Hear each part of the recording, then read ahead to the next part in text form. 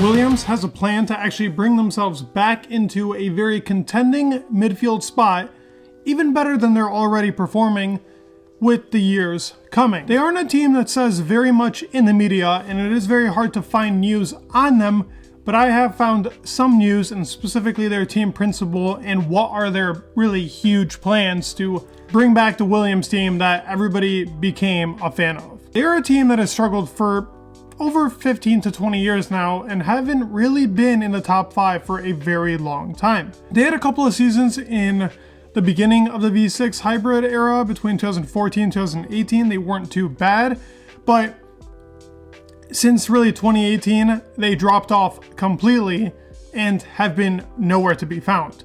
Specifically finishing either 8th, 9th, or 10th, and I think it was only one year that they actually finished 8th, and it was 9th and 10th, all the rest of them. 2022 was a very interesting year, and they were probably the only team on the grid to bring one upgrade. And while it might have been the whole entire car, it was only one upgrade.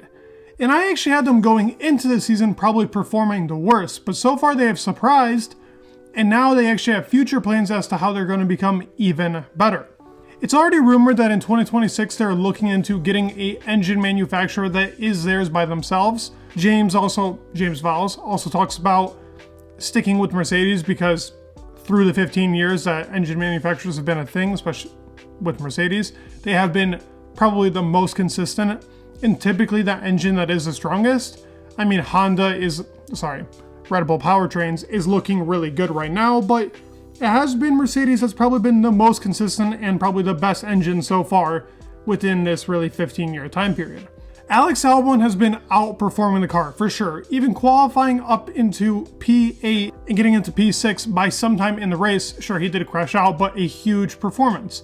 Bahrain was an extremely good performance. Saudi Arabia would have been probably a point scoring finish if it wasn't for him actually having a brake failure. The car is a lot better to his 2022 predecessor, and they are the team that actually made the second most amount of gains on the whole entire grid, which really isn't getting looked at enough because Aston Martin made such a big jump. And while they did make a big jump, Williams was second and they weren't far off. They made big progress and the car genuinely looks better in both qualifying trim and in race pace trim. It still seems to be lacking the exact same problems as it was last year with its downforce, but even that seems to be solved a little bit. They are a team in a pretty kind of financial crisis. While it is better, they were already trying to get sued for $149 million for damaging the reputation of a brand, Rocket to be specific. That lawsuit shouldn't go through and they're not going to lose that type of money, but it is a threat for the Williams team. James Vowells has talked about a realistic plan and how to get to that realistic plan. Before I get right into it, thank you all so much for subscribing and supporting on the channel.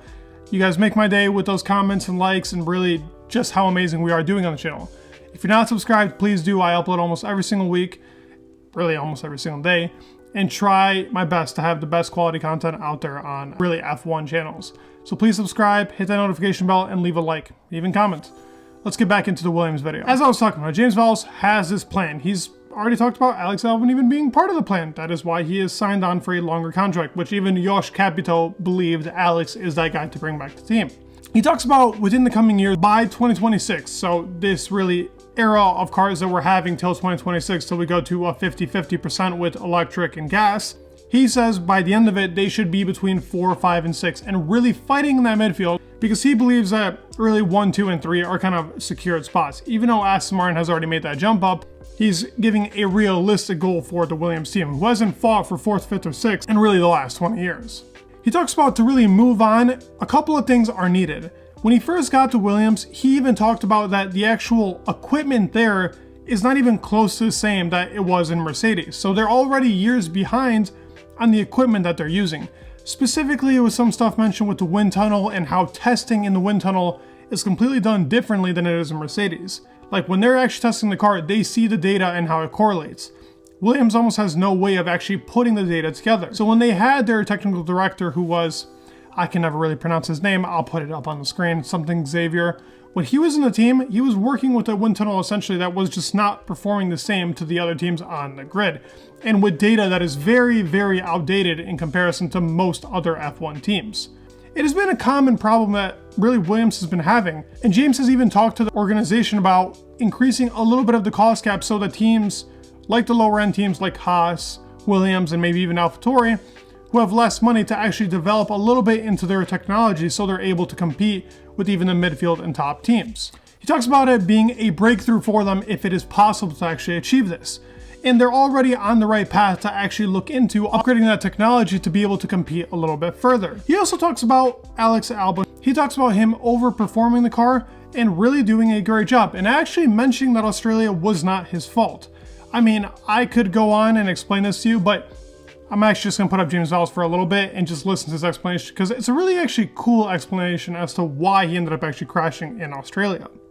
He went through and actually realized it was a little bit too much speed for that corner and had to lift ever so slightly, but he ran out wide. And when he ran out wide, that rear left tire was now actually just oscillating on the curb on exit. Again, something that probably looks normal and seems normal, but when your tire temperatures are right at the limit, and they will be with more speed through the corner, and they will be again through running on the curb. It's a very high frequency input. It shows that this Williams team is really putting their all into the strategy, into how they're even going for points.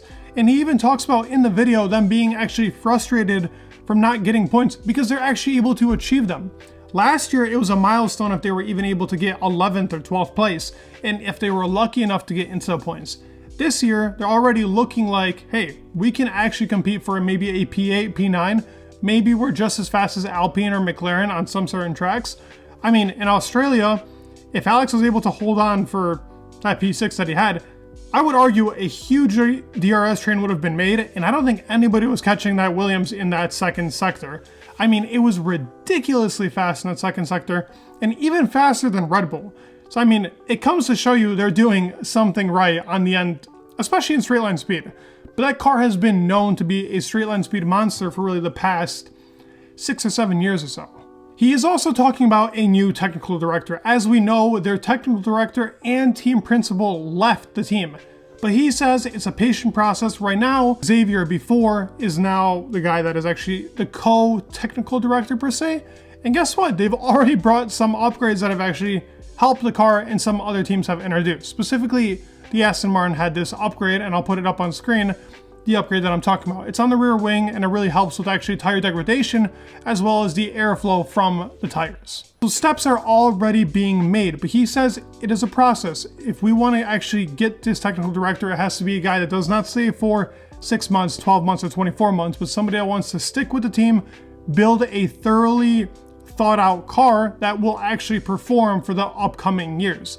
They're going to probably look for somebody that can outperform a car, or really work off of what they have right now from 2023 to 2026, and somebody that can actually develop a 2026 car to look like the competitor that they want it to be fighting for at least top of the midfield, maybe inching into the top 3. I mean, he's saying that even Formula One is looking into making that top 3 a lot bigger of a battle between more teams because of the cost cap and what they're trying to really formulate with them getting the better technology. All this are good things, and I really gotta salute James Vowells for trying to bring this team back from really the graveyard, per se. They're a team in a big financial crisis, and they've been going through it for a lot of years, but it's a team that nobody hates. Well, how can you not like Williams when Williams is amazing? It would have been amazing to actually see a Williams-Porsche collaboration, but right now it looks like Porsche is not going to be joining the sport anytime soon, and Williams is on their own. But hey, maybe in the future something with engines? That would be a pretty interesting combination, but we'll have to see how that works out. Even the development will be kept throughout the whole entire year. It's not going to be one upgrade, but it will be continuous development, and when they work on their 2024 chassis, it will be done at a pace that they know, like, hey, it's time to work on the 2024. They're not scrapping 2023. They believe this car is strong enough to fight for points. So we will see a Williams that is pretty competitive throughout the whole entire year, which is something I really like to hear.